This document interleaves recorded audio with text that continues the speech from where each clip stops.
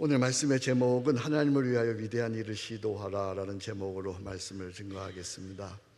위대한 일을 시도하라. 우리가 한 시대를 살아가면서 또 한 세상을 살아가면서 하나님을 위하여 쓰임받는다는 것, 이것처럼 복되고 영광스러운 일은 없지요. 죄의 병기로, 어둠의 병기로 살지 아니하고 하나님을 위하여 의의 병기로, 하나님의 병기로 쓰임받는다, 내가 하나님께 쓰임받는다 라고 하는 확신만 있다면 그는 행복자요 위대한 자이죠. 요즘 한반도를 중심으로 외교전이 숨가쁘게 돌아가고 있어요. 북미 회담이 곧 옵니다. 이 북미 회담, 김정은과 트럼프의 회담을 가리켜서 모 신문은 세계의 위대한 회담이다 이렇게 추켜 세우고 있습니다. 그러나 사실은 하나도 위대하지 않아요.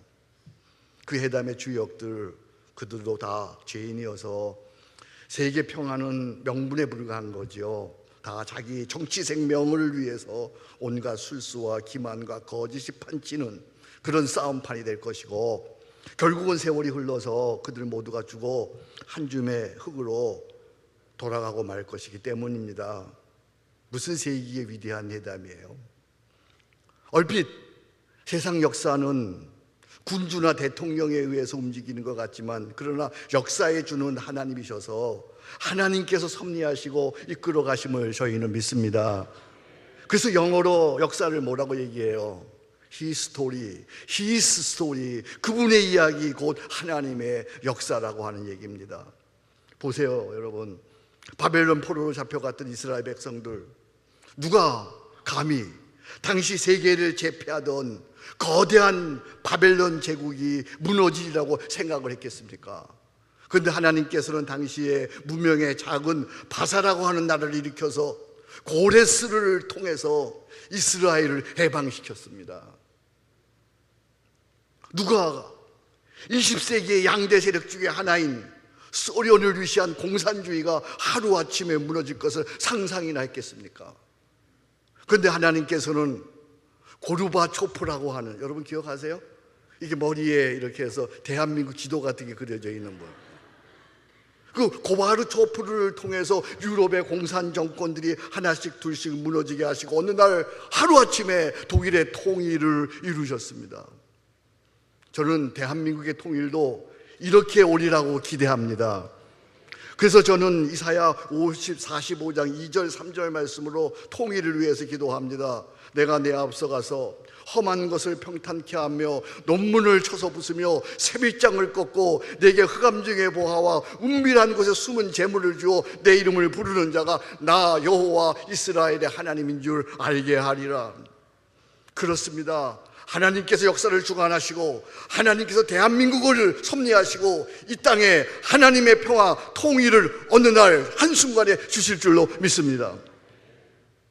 이처럼 역사는 위대한 자, 왕이나 대통령에 대해 의해서 움직이는 것이 아닙니다.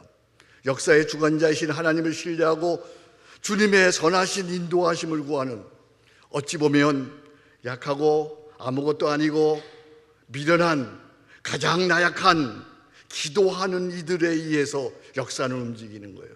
바로 그들이 위대한 자들인 거예요. 우리가 주의 나라와 주의 뜻을 구하며 기도할 때 하나님께서 들으시고 His story, 그분의 이야기, 구원의 역사를 이루어 가시는 거예요. 이사야 60장 22절입니다. 놀라운 말씀입니다. 그 작은 자가 1000명을 이루겠고 그 약한 자가 강국을 이룰 것이라. 때가 되면 나 여호와가 속히 이루리라. 여기 작은 자는 교회입니다. 이 교회가 1000명을 이루고 온 땅에 퍼진다는 것입니다. 그 약한 자는 기도하는 자들입니다. 그 약한 자, 기도하는 자들이 강국을 이룰 것이라. 때가 되면 나 여호와가 속히 이루리라. 그렇습니다. 약한 자, 아무것도 아닌 자, 작은 자, 기도하는 자들을 통해서 하나님은 대한민국을 섭리하시고 어느 날 통일을 이루시고 선진한국, 통일한국으로 나아가게 하실 줄로 믿습니다. 역사해 주는 하나님이심을 믿으시기 바랍니다. 이스라엘은 지금 바벨론 포로로 잡혀와 있습니다. 이런 진노 중에라도 하나님께서는 긍휼을 베푸셔서 이사야를 통하여 회복을 약속하십니다. 오늘 1절 말씀입니다. 같이 성경 보면 좋겠습니다. 잉태하지 못하며 출산하지 못한 너는 노래할지어다. 상고를 겪지 못한 너는 외쳐 노래할지어다. 이는 홀로 된 여인이 자식이 남편이 있는 자의 자식보다 많음이라 여호와께서 말씀하셨느니라. 여호와께서 말씀하셨느니라. 여호와의 말씀입니다. 하나님께서 이스라엘을 지금 의인하여 불임의 여인, 아기 낳지 못하는 여인으로 묘사합니다. 오늘 본문 보세요. 잉태하지 못하며 출산하지 못한 너, 상고를 겪지 못한 너, 홀로 된 여인. 무슨 말입니까? 철저히 저주받고 전혀 희망이 없는 이스라엘을 표현한 것입니다. 그런데 하나님의 자비와 긍휼의 은혜가 임한 것입니다. 오늘 여러분 성경을 좀 보시면 좋겠습니다. 7절입니다. 7절에 보니까 내가 잠시 너를 버렸으나 큰 긍휼로 너를 모을 것이요. 8절입니다. 내가 넘치는 진노로 내 얼굴을 내게서 잠시 가렸으나 영원한 자비로 너를 긍휼히 여기리라. 10절입니다. 마지막 부분입니다. 너를 긍휼히 여기시는 여호와께서 말씀하시느니라. 그래서 이사야는 이스라엘을 향해서 1절에서 기뻐하고 노래하라고 합니다. 다른 성경에 보니까 한 오성을 질러라, 한 오성을 터뜨리며 소리 질러라, 한 오성을 터뜨리며 노래하여라, 이렇게 표현을 합니다.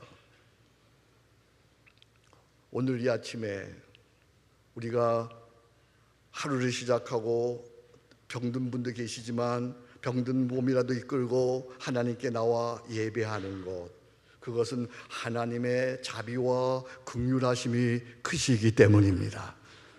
예레미야에가는 이렇게 말합니다. 여호와의 인자와 긍휼이 무궁하심으로 우리가 진멸되지 아니함이니이다.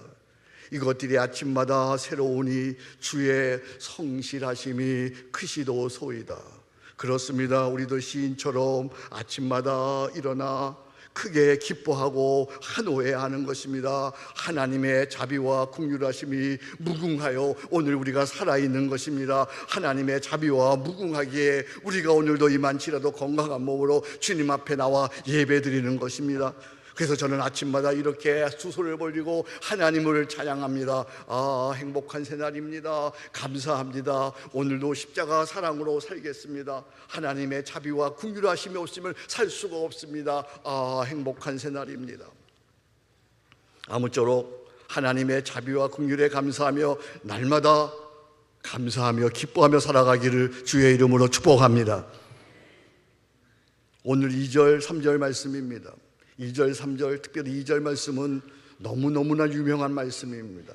내 장막터를 넓히며 내 처소의 희장을 아끼지 말고 널리 펴되 너의 줄을 길게 하며 너의 말뚝을 견고히 할지어다. 이는 내가 좌우로 퍼지며 내 자손은 열방을 얻으며 항폐한 성읍들을 사람 살 곳이 되게 할 것임이니라. 여기 불임 여인의 지경이 놀랍도록 확장되어지고 번창한다는 삼중적인 축복의 말씀입니다. 먼저 이스라엘의 번성에 관한 축복입니다. 이스라엘은 BC 598년에 멸망했습니다. 이후 1945년 회복되기까지, 나라로 세워지기까지 2400년 동안 오늘 본문에 나오는 표현대로 마치 불임한 여인처럼 그렇게 외롭게 흩어져서 살았습니다. 하지만 오늘 이스라엘이라는 나라는 또 흩어져 사는 유대인들은 그들의 번성은 가히 놀라지 않을 수가 없습니다. 유대인의 숫자는 세계 0.23%에 불과하지만 노벨상 역대 수상자 중 20%가 훨씬 넘는 그들이 유대인이었고, 그리고 그들이 번성하고 그들의 영향력은 가히 세계적입니다. 그리고 또 이 말씀은 구원사적인 축복입니다. 그리스도의 교회가 확장되며 견고해질 것을, 열방으로 퍼져나갈 것을 축복하는 말씀입니다. 버림받았던 땅에서 교회가 살아나고 주의 백성들이 살아나서 복받은 민족이 된다고 하는 말씀입니다. 그 신뢰가 바로 조선이라고 하는 땅입니다. 버림받은 땅, 세계에서 가장 가난한 나라, 1950년도 세계에서 두 번째로 가난한 나라, 저주받은 암흑의 조선이라는 땅에 1885년 그의 부활절에 아펜셀로 언더우드라고 하는 두 미국의 젊은이들이 이 땅에 들어와 그들에 의해서 예수 복음이 전해지고 교회가 세워지기 시작해서 오늘 1000만에 이르는 주의 백성들이 일어나고 대한민국 5000년 역사에 가장 복받은 복 있는 나라가 되었습니다. 무역에 있어서, 경제에 있어서, 체육에 있어서, 정신세계에 있어서 세계 10위권의 대국이 되었고 미국 다음으로 선교사를 많이 배출하는 선교 한국이 되었습니다. 할렐루야. 이 놀라운 하나님의 은혜, 구원의 은혜를 주신 하나님께 크게 기뻐하고 크게 감사하기를 주의 이름으로 축복합니다. 이 나라는 결코 헬조선이 아닙니다.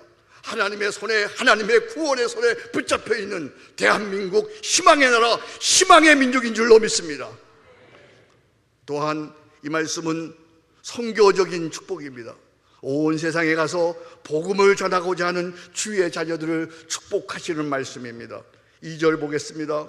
내 장막터를 넓히며 내 처소의 희장을 아끼지 말고 널리 펴되. 무슨 말씀입니까? 교회의 전도와 선교의 터를 넓히라고 하는 말씀입니다.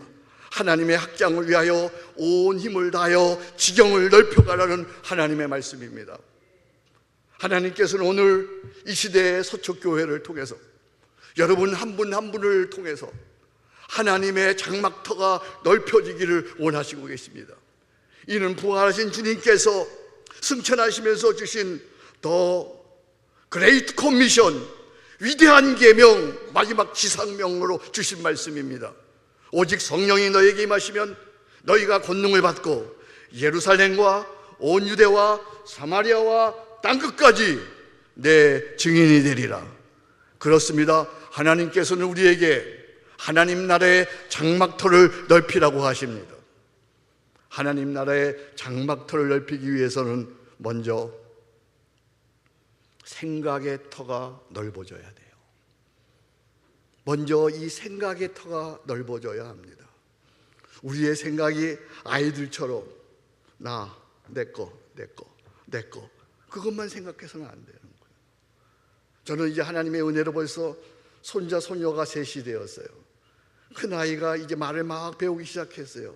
걔가 하는 말이 늘 하는 말이 이거예요. 내 거. 유주 거야 이거, 유주 거. 동생 생기니까 더 난리예요. 유주 거.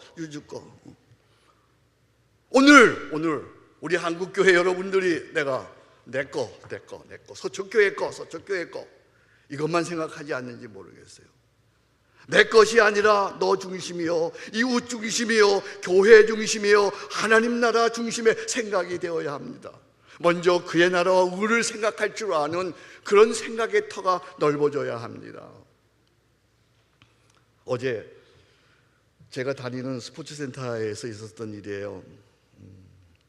사우나탕에서 나와서 냉탕으로 딱 들어가려는데 사람들이 서서 수군거려요. 그래서 무슨 얘기인가 봤더니 누군가 여기 변을 보았다는 거예요. 제가 가서 보니까 이렇게 손가락만한 변이 거기 둥둥 떠 있더라고요. 그래서 사람들이 막 흥분을 해가지고 이거 누가 그랬는지 찾아내고 뭐 누구 거 같은데 뭐 어떻게 하면서 막 뭐 흥분을 해서 막 그러는 거예요. 찾아내가지고 회원권을 말살시켜야 된다는 운동 뭐 막 그랬어요. 그래서 제가 조용히 한마디 했어요. 누가 고의로 그랬겠습니까? 아마 어떤 어르신이 스스로 조절이 안 되어 자신도 모르게 나오지 않았겠습니까? 나이 들고 병들어서 그런 것 같으니 우리 조용히 처리하십시다.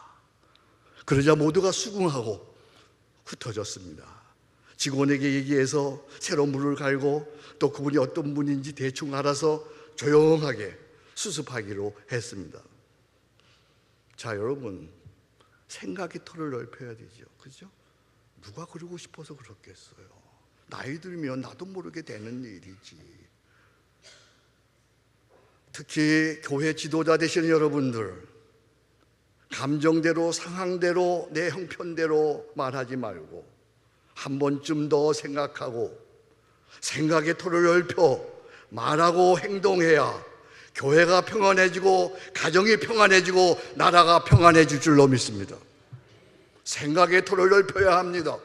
지도자는 생각의 터가 먼저 넓어야 합니다. 생각의 터만 넓어서는 안 되지요. 마음의 터를 넓혀야 합니다. 속이 좁으면 안 되고요. 자꾸만 섭섭한 마음 들면 안 되고요. 삐지면 안 되고요. 마음 상하면 안 되고요.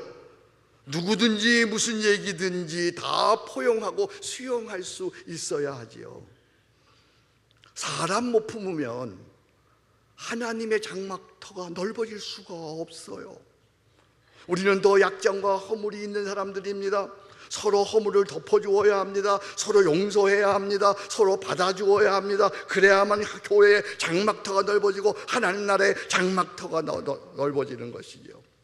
나와 다른 사람들. 여러분 자주 이런 얘기하죠. 내 스타일이 아니야. 내 스타일이 아닌 사람들, 나와 체질상 맞지 않는 사람들, 그들을 존중하고 함께 일할 수 있어야 하나님의 장막터가 넓어지는 것이죠. 큰 가슴, 바다같이 다 받아줄 수 있는 그런 big heart. 여러분, 바다가 왜 바다인지 아세요? 다 받아들일까? 바다예요. 다 받아주는 거예요. 똥물도 받고 더러운 것도 받고 뭐든지 다 받아주는 게 바다야. 바다. big heart. 바다 같은 마음. 그런 사람들이 모이는 교회, 그 교회가 큰 교회요 위대한 교회가 되어지는 줄로 믿습니다. 빌립보 2장 3절 5절입니다. 아무 일이든지 다툼이나 허용으로 하지 말고 다 같이 읽습니다. 오직 겸손한 마음으로 각각 자기보다 남을 낮게 여기고, 여기 각각 어떻게 해요? 다시요. 각각 어떻게 한다고요? 자기보다 남을 낮게 여기고. 어떻게 나보다 남을 낮게 여깁니까? 그 다음 말씀에 있어요. 너희 안에 이 마음을 품어라. 곧 그리스도 예수의 마음이니. 기도에서 내 마음속에 예수님이 계시면, 예수님이 계신다는 것이 확인되어지면 나보다는 남을 낮게 여기고 그들을 품을 수 있는 거예요.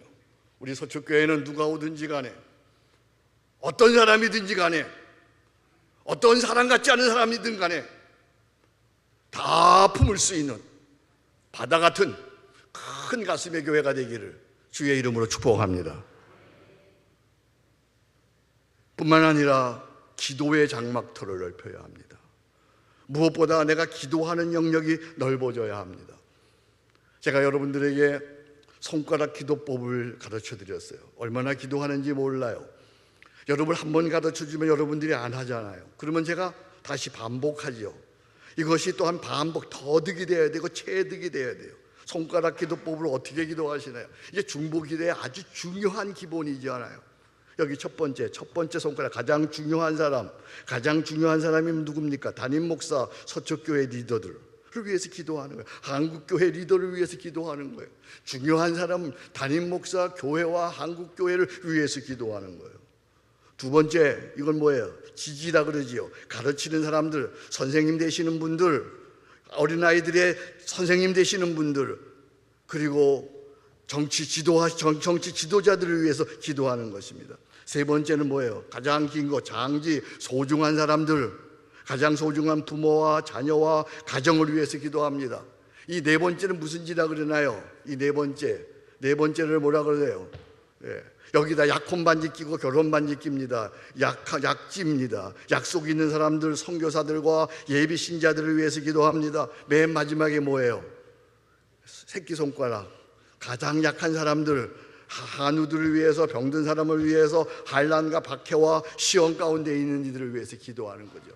매일 아침마다 꼽아가면서 기도합니다. 여러분들이 다 꼽아가면서 기도하기가 바쁠 거예요. 힘들 거예요. 그래서 이렇게 기도하러 가르치는 거예요. 월요일은 목사님을 위해서, 화요일, 수요일, 목요일, 금요일, 토요일, 월요일, 화요일, 수요일 이렇게 꼽아가면서 기도하는 거예요. 나는 여러분들이 생각의 터가, 기도의 터가, 마음의 터가 넓어지기를 주의 이름으로 축복합니다.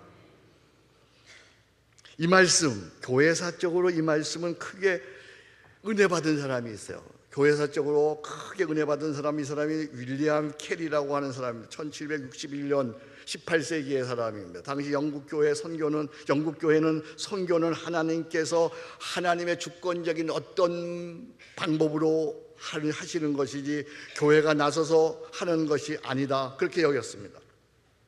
이러한 때 캐리는 교회가 선교의 장막터를 넓혀야 할 것을 주님의 위대한 명령으로 여겼습니다. 그래서 캐리 목사는 1792년 5월 31일 침례교 연합회 교역자회의에서 이사야 54장 2절 3절로 설교하고, 이 설교의 마지막 결론으로 이렇게 외쳤습니다. 하나님으로부터 위대한 것을 계획하십시오. 하나님을 위하여 위대한 것을 시도하십시오. 여러분 오른쪽에 여기 슬로건이 있네요. 뒷부분만 있는 거죠. 하나님을 위하여 위대한 일을 시도하라. 젊은 날에 저도 이 캐리 목사의 이 명언에 매료되어서 은혜 받아서요, 이 서초교회를 개척하게 되었어요. 1994년 이 말씀, 하나님으로부터 위대한 것을 계획하십시오. 하나님을 위하여 위대한 일을 시도하십시오. 이 말씀이 저희 가슴에 부딪혔어요. 그래서 교회 개척했어요. 그래서 그때 이 말씀을 교회에다가 붙이고, 액자에 넣어서 붙이고, 그리고 매일 읽으며 기도했어요. 여기 케이리가 외친 위대한 것은 무엇일까요? 무엇이 과연 위대한 것일까요? 그가 외친 위대한 것은 한 영혼의 구원이었습니다. 한 영혼의 구원을 위해 모든 것을 희생하고 인도의 최초의 선교사로 갔습니다. 이것이 현대 선교의 시작이 되었습니다. 둘, 작은 일에 충실이었습니다. 그는 인도에가 선교한 지 6년 동안 한 사람도 얻지 못했어요. 7년 만에 한 사람의 해신자를 얻었습니다. 그러나 그는 낙심치 않고 작은 일에 충성했고 그 후에 놀라운 부흥을 이루었습니다. 셋, 날마다 자신의 부인입니다. 캐리 목사는 노년에 이르러 영국에서 가장 존경받는 전설적인 인물이 되었습니다. 교회사에서는 그를 현대 선교의 아버지라고 부릅니다. 그러나 그의 비석에는 그의 유언대로 이런 글이 적혀 있습니다. 비천하고 가난하며 벌레같이 보잘것없는 자가 주님의 친절한 발에 안기다. 비천하고 가난하며 벌레같이 보잘것없는 자가 위대하게 쓰임받았으면 자기 스스로는 나는 비천한다, 가난한 자다, 벌레같이 보잘것없는 자가 감히 오늘 성가대가 한 것처럼 주님의 친절한 발에 안기세, 이게 서로 통한다는 거야. 주님의 친절한 팔에 안기다. 자, 보세요. 위대한 것은 결코 위대한 것처럼 보이지 않습니다. 선교하고 전도하는 일, 그건 약한 일입니다. 미련한 일입니다. 보잘것없는 일처럼 보입니다. 작은 일에 충성하는 일, 그건 약한 일입니다. 보잘것없는 일입니다. 미련한 일처럼 보입니다. 자신을 부인하는 일, 작고 약하고 미련한 것으로 보입니다. 그러나 이것은 위대한 일입니다.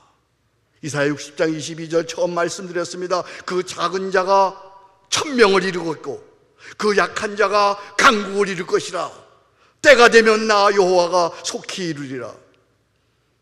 내 장막터를 넓히며, 이 말씀을 오늘 믿음으로 받으시기 바랍니다. 오늘 내게 주신 하나님의 말씀으로 내 장막터를 넓히며 이 말씀을 받으십시오. 자, 이제 예수 십자가 바라보십시오. 십자가를 바라보고 날마다 십자가를 부여잡고 생각의 장막터를 넓히십시오. 마음의 장막터를 넓히십시오. 기도의 장막터를 넓히십시오. 십자가 바라보고 언제나 생각의 터를 넓히는 거예요. 마음의 터를 넓히는 거예요. 기도의 터를 넓히는 거예요.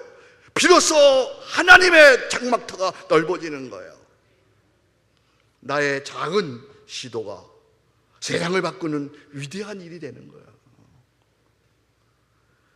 무명 시인이 쓴 한 편의 시로 오늘 말씀을 가름하려고 합니다. 한 곡의 노래가 순간에 활기를 불어넣을 수 있다. 한 송이 꽃이 꿈을 깨울 수 있다. 한 그루의 나무가 숲의 시작일 수 있고, 한 마리의 새가 봄을 알릴 수 있다. 한 번의 약수가 영혼의 기운을 줄 수 있고, 한 개의 별이 바다에서 배를 인도할 수 있다. 한 줄기 햇살이 방을 환히 비칠 수 있고, 한 자루의 촛불이 어둠을 몰아낼 수 있으며, 한 번의 웃음이 우울함을 날려보낼 수 있다. 한 걸음이 모든 여행의 시작이며, 한 단어가 모든 기도의 시작이다. 한 사람의 희망이 우리를 새롭게 하고, 한 사람의 진실이 세상을 바르게 하며, 한 사람의 사랑이 세상의 문제를 해결할 수 있다. 한 걸음이 모든 여행의 시작이며, 한 단어가 기도의 시작이다. 한 사람이 희망이 우리를 새롭게 하고, 한 사람의 진실이 세상을 바르게 하며, 한 사람의 사랑이 세상의 문제를 해결할 수 있다. 이 모든 것이 바로 당신, 바로 당신, 바로 당신에게 달린 일이다. 하나님으로부터 위대한 것을 계획하십시오. 하나님을 위하여 위대한 일을 시도하십시오. 위대한 일이란 큰 일이 아니라 한 영혼의 구원입니다. 위대한 일이란 날마다 자신을 부인하는 일입니다. 위대한 일이란 날마다 작은 일에 충실하는 것입니다. 비로소 위대한 역사를 하나님께서는 행하실 줄로 믿습니다. 하나님 아버지 감사합니다. 오늘도 저희들을 부르시고 이 시대에 하나님을 위하여 위대한 일을 하게 하시니 감사합니다. 하나님, 한 영혼의 구원을, 한 작은 일에 충실함을, 날마다 나를 부인하는 생각을 넓히게 하시고, 마음을 넓히게 하시고, 기도를 넓혀가게 하옵소서. 예수님 이름으로 기도합니다. 아멘.